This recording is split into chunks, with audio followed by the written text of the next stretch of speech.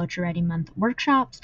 Today is the 14th, so what better way to celebrate than to look at sonnets, which are 14-line poems with iambic pentameter and a certain number of syllables that I have already forgotten.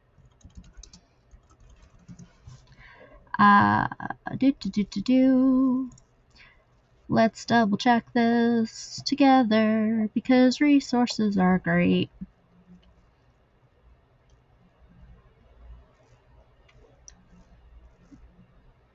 Okay, that's too much info. Is it really just 14 lines in iambic pentameter?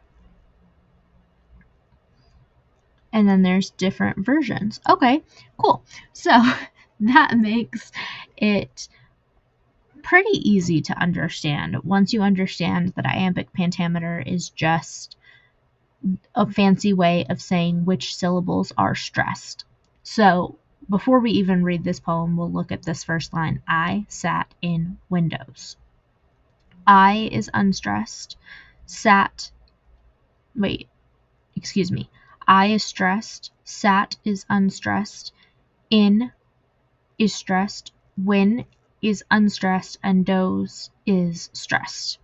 So it does fall in line with iambic pentameter. So let's read a couple sonnets and then we'll get your prompt. So a sonnet by Jose Charles. I sat in windows, doorways, closets, prostrate upon the bed, or walking for hours, naming the flowers I could. When misery came and went in 1955, miraculously love took his place. Against my better judgment, I occasionally invited misery back in. He looked at me brilliantly like one staring at the sun and recline his golden door. He'd leave inevitably for another more, but things were evident. I liked how he'd watch me pile wood on the floor. And if you notice, this has a kind of funny shape to it, and it's, to me, the shape that your arm would take as you're setting down a pile of wood. There might be a different reason for this one, but yeah. Playing with form is completely encouraged, even with stuffy structures like sonnets. Sonnet, Alice Moore Dunbar Nelson.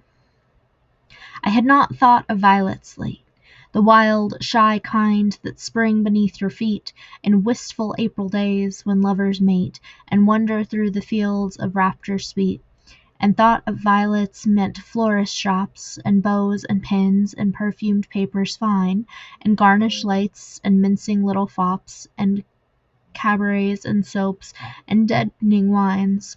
So far from sweet, real things my thoughts had strayed, I had forgot wide fields and clear brown streams, the perfect loveliness that God has made, wild violets shy and heaven-mounting dreams, and now, unwittingly, you've made me dream of violets and my soul's forgotten gleam. Sonnet 2 by Gwendolyn Bennett. Some things are very dear to me, such things as flowers bathed in rain, or patterns traced upon the sea, or crocuses where snow has lain, and iridescence of a gem, the moon's cool opalescent light, azaleas in the scent of them, and honeysuckles in the night. And many sounds are also dear, like winds that sing among the trees, or crickets calling from their weir,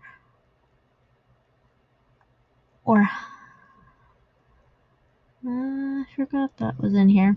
Humming melodies, but dearer far than all surmise are sudden teardrops in your eyes. So something that is really interesting about a Shakespearean sonnet, which is what most people know of as like the classic or ideal sonnet, is that there is this A-B rhyme scheme, as well as your iambic pentameter, and then your last two lines are a couplet, and they're also responding and wrapping up a volta in the poem. These are really fancy words. A volta is basically just the revelation of the poem or the purpose of the poem or the like lesson you take away from. Couplets we looked at in a previous workshop, so I'm not going to worry you too much about that. And then the AB rhyme scheme is just a way of saying that me rhymes with C, and I'm sorry, yeah, me rhymes with C, and rain rhymes with lane. And then in the next section of the poem, it's not really a stanza because it is all one stanza.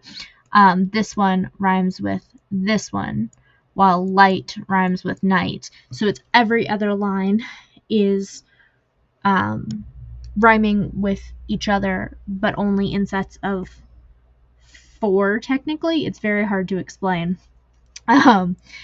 without like you looking at it, so hopefully you are looking at the screen. And today's prompt is to pick a lesson that you have learned in life and tell us about that in your sonnet. And when I say sonnet, I encourage you to have the 14-line structure and the volta. If you would like to mess around with rhymes or iambic pentameter, that is completely up to you. Like I said, there are like a bajillion versions of sonnets. We're just looking at the most basic uniform definition of them all. They all have 14 lines and most of them have a volta. So we'll start there. Happy writing. Happy Sunday. I hope you are all doing well, and I will see you again tomorrow for the start of a new week and even more writing and poetry and workshops and all the things. So bye for now.